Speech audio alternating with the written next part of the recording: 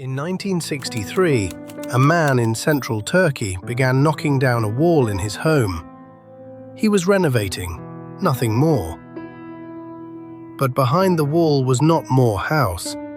It was a room he had never seen, and the room led to a passage, and the passage led down. What he had opened was not a cellar, it was a doorway into a city carved straight down into the rock, 18 levels deep, large enough to hold 20,000 people.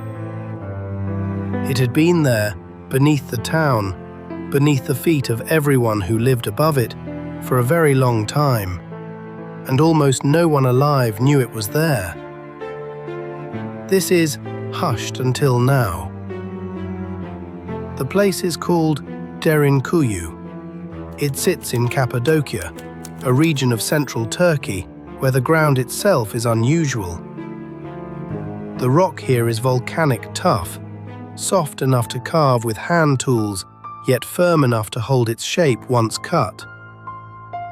People noticed this, and then they did something extraordinary with it.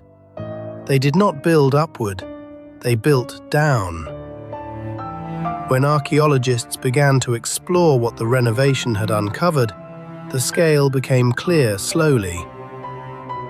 18 levels, a depth that reaches somewhere between 60 and 85 meters, depending on how you measure it. Today, only about 8 of those levels are open to visitors. The rest descend further than the public is allowed to go. And this was not a mine, or a store of grain, or a hiding hole. It was a city, with everything a city needs. There were kitchens, bedrooms, wells that reached down to fresh water, stables for animals, rooms for pressing wine and oil, storerooms for food. There were chapels, there was a school, there were places to bury the dead.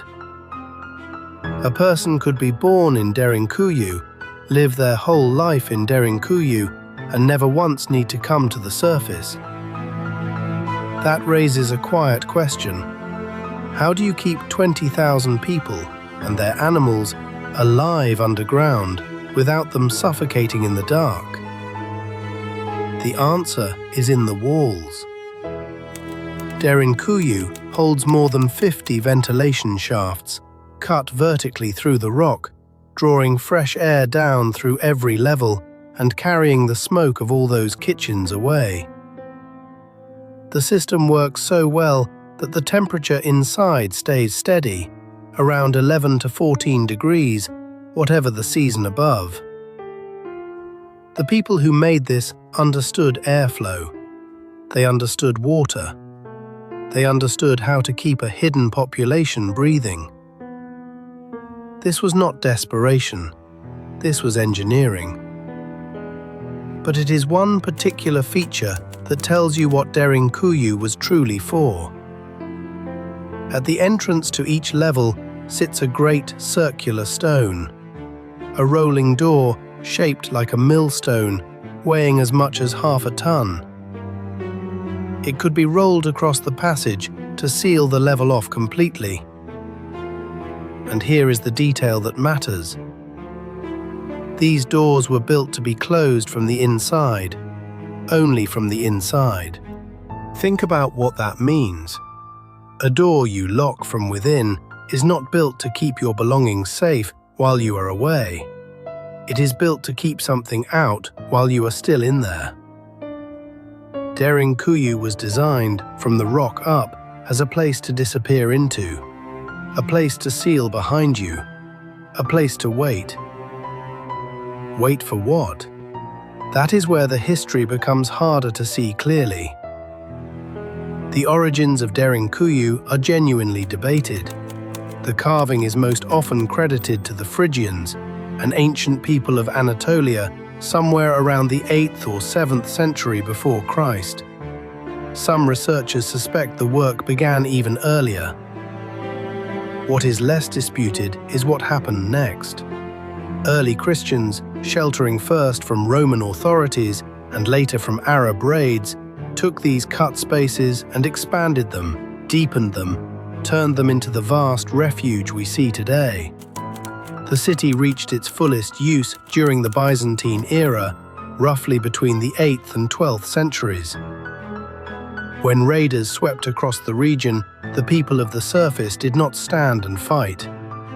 They went down. They rolled the stone doors shut behind them, and they waited in the quiet, in the steady, cool air, until the danger above had passed. For weeks, perhaps, an entire population simply ceased to exist as far as anyone above ground could tell.